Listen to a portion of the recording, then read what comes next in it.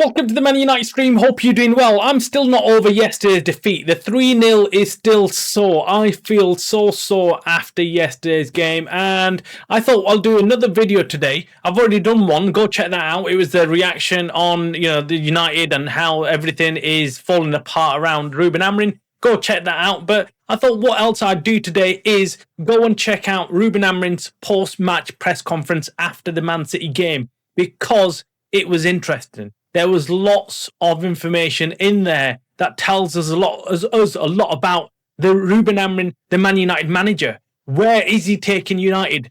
Are we going to succeed under him, or are we best off cutting ties right now? That's what we're going to discover. And where is his mental state at right now? Is he confident he's going to turn things around? Is he saying the right things? We're going to jump straight into it. We're going to watch it together and see what he has to say about the 3-0 defeat and what he puts it down to. Does he give any explanation as to why United lost? Or is it just the same old? And then we'll go and look at his Premier League record at the end. After we watch the video, we'll go and check out his Premier League record, his win rate, and we'll discuss that. But let's jump straight into his press conference. It was very interesting if you didn't watch it already. But if you did, let's go and revisit again and see what he had to say. Commiserations. You said in your interview with the BBC that you need to work on some things for the next game. What was it that you saw today that you weren't happy with? But if you look at the goals, we can avoid that kind of goals. With Oku, we have almost everyone behind the ball. And we could be more aggressive. The second goal in the moment of the game that we are pressing City, we suffer a goal in the throw-in when we want to recover the ball instead of covering the second goal was just weak. It was just weak. We let two players of City 1 against 1. The approach that we had in that play we can avoid, and we can close our goal. And then the third goal, Alan has all the space, a confusion with our players, and then he has all the space to play. Third goal was an absolute disgrace. The amount of space we left behind. It was just Haaland just on his own. Acres of space. And that is the key of the games, is to take advantage of these moments, and they took it, and not in us, in transitions. Great shot from Ryan. In those moments, they were better than us. Ruben, I mean, he's eight Premier League wins. He looks stressed out, doesn't he? At some stage, you're going to have to accept that the way you set up your team is just not working. It's not creating enough wins, and people are finding it easy to play against you. Find it easy to play against, guys. You have I understand that, and I accept. So it's not. You can tell he's pissed. He's angry. He's already, as soon as he's been told that United are easy to play against, he's just fuming. He's fuming. But it's the truth. It's the truth. Every team out there plays against us, and they're like, well, it's easy to play against United. We know exactly what you're going to set up like. We know exactly how to combat you. But he's not impressed with that. He's not happy about that. The record that you should have in Manchester United. There are a lot of things that you have no idea what happened during these months, but I accept that. But I'm not going to change. When I want to change my philosophy, I will change. If not, I'm not going to change. There we go. We heard it. Not going to change. Every game that we lose, I don't believe in that, in the system or whatever. I play my way, and I'm going to play my will until I want to change. Until I want to change. What the hell does that mean? We can hear you. Go on. Just following on from that, Ruben, you said on Friday. Until I want to change. Can you understand why? So we're losing. When are you going to actually decide to change? No, I understand everything. Losing faith in your ability to kind of turn things that is normal. That is normal. With the results, again, I accept that. I don't see that way. I see that we are doing better, but then the results doesn't show that. I remember last year we play in the former club. We play against City. We won 4-1. It was not near the opportunities, the way we control the game. He's talking about sport in there, where they won 4-1. Better than City. What is that got to do with Man United? And it's hard. And the record says everything. So I understand. What is your message to those fans who are losing? My message is that I'm going to give everything. I will do everything, always thinking about what is best for the club. That was always the same message. And then it's not my decision, the rest. So until I'm here, I will do my best I really want to win games. So I'm suffering more than them. Last question, James. Bruno, I know you're searching for solutions and the right pairing in that sort of number 6 position, those two deep midfielders. But you playing obviously Bruno there. He's been far and away United's best and most consistent. Bruno Fernandes, this is the question. Very long time. Why are you playing him out of Your best position? player. You Why guys are the is best he player playing ahead out his of best Kobe position, Manu in the and he centre mid looks position? compromised? Is that not just adding to the conundrum and the difficulties and overcomplicating the situation? Guys, I understand how football it is, and the results will dictate all the narratives. Against Arsenal, who is playing against Arsenal? You think we play well? We think we were the better team? You think Odegaard, Rice, and I think Zubimendi are 3 top midfielders? Yeah. We play with 3. We play with 2. One was Casemiro, the other was Bruno. Sometimes it's the dynamic of the team. Look, Sometimes that it's an one-off game with opportunity that Arsenal, you he's score. pointing to how we didn't I get see it overloaded that way. against I know Arsenal. that No, it's it's really hard the for first people. game of the season. The fans don't The want Arsenal to hear me players, saying these Zubimendi things, was and new. they You know can't that you they can't are not argue going to that listen that was nothing and going to be United upset. at their With that, best I cannot and do nothing. Arsenal at their best. I'm trying to be rational, and I don't lie to myself. So I see the record, I understand the frustration of everybody, and I understand any decision that came with that. But that conversation about the 2 midfielders, the pair, Kobe and Manu, I understand all these narratives. But then when I look certain games, we play with 2. It's the same thing. Yeah, but what certain games are you watching and you're saying, I love this team, we've got a really good win? We haven't. We've But not today, seen when any you imagine recent the game like that. Why not use Ahmad? Why don't you use Ahmad, Brian, Seshko and Bruno behind with the ball? To be the first guy receiving the ball and then with a lot of pace in front. So I'm trying to do different things, trying to imagine the game, and then when you don't win, doesn't work, you take the critics. But that's it. Thank you.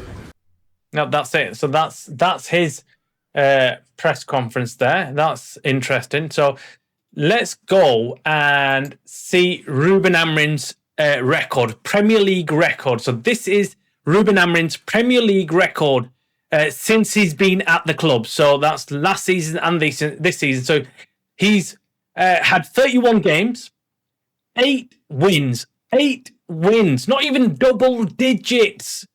8 wins, 7 draws, and 16 defeats. That is awful. And then we've got a minus 13 goal difference, so we're not even scoring loads of goals either. And his win ratio is 25% or 25.8%. Simply not good enough.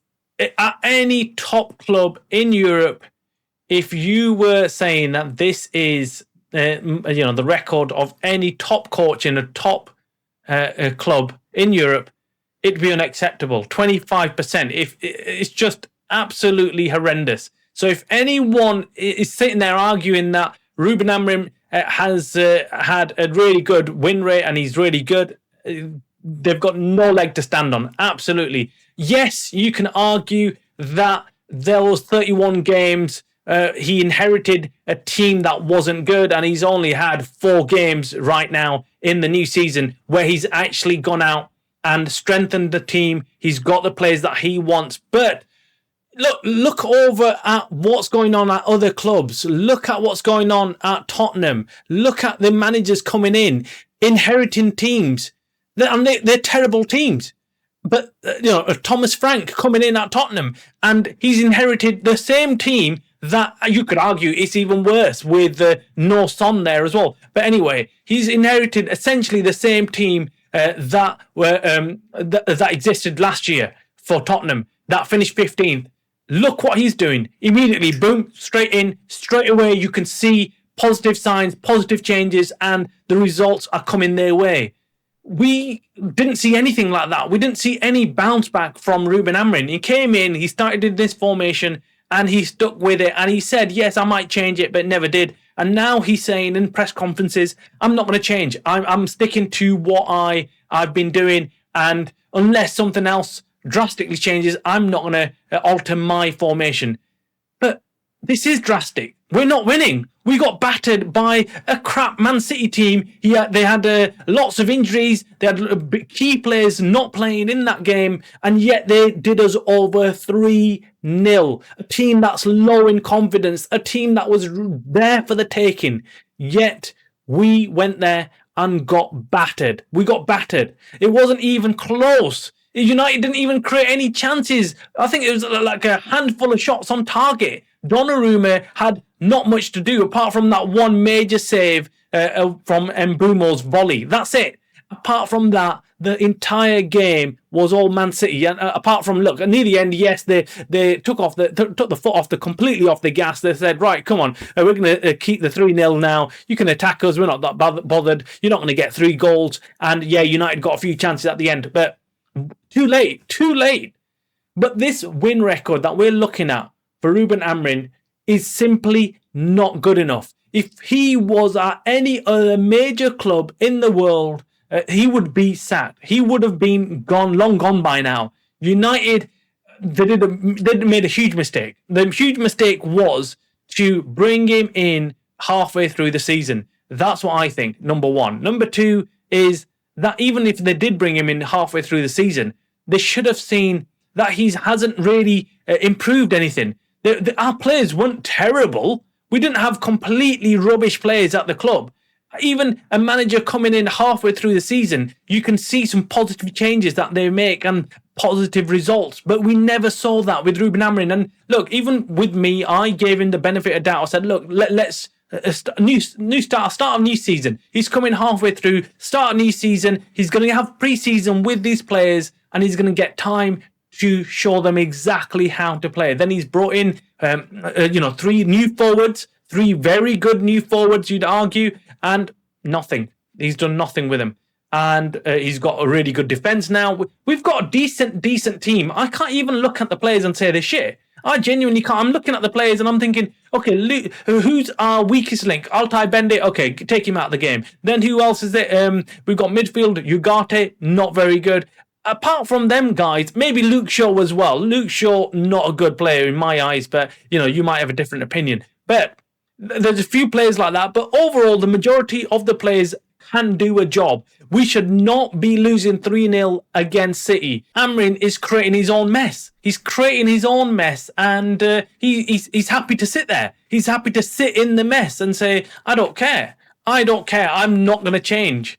And, well, INEOS are in a really difficult position now because they've backed the manager. They've bought him the players that he needed to, maybe not in midfield, but elsewhere. And now they're in a position where they probably are looking at Ruben Amorim knowing full well that he's given up. He's given up, and he's not gonna change. He's not going to change the fortunes of Man United anytime soon. I can't see Ruben Amorim and the team suddenly clicking and we going on a win streak. Can you? We've not won 2 games in a row for God knows how long. That's the problem. But anyway, drop your comments below on what you think about his press conference, what you thought about his comments about Bruno Fernandes, what you thought about his comments about his formation and not wanting to change. Do you think that's going to come to haunt him, or do you think he's doing the right thing by sticking by his philosophy and his style of play? And then I want you to discuss and comment on this record, this 25.8% win rate at United. Is that good enough? And explain why this is maybe not a good reflection on Ruben Amorim. It could be because obviously he's come in halfway through last season, but even then, a top-class manager can surely get more wins than 8 wins out of 31 games. This is Man United we're talking about, and this is only Premier League. We're not even talking about European football or anything where you could argue that it's a bit difficult and blah, blah. This is Premier League, and we should be winning more than 8 games over that period of time. Drop your comments below. Love to hear from you. Make sure you hit the like button on this video. Make sure you subscribe if you're new to the channel. You are watching the Man United Stream channel, a channel by the fans for the fans.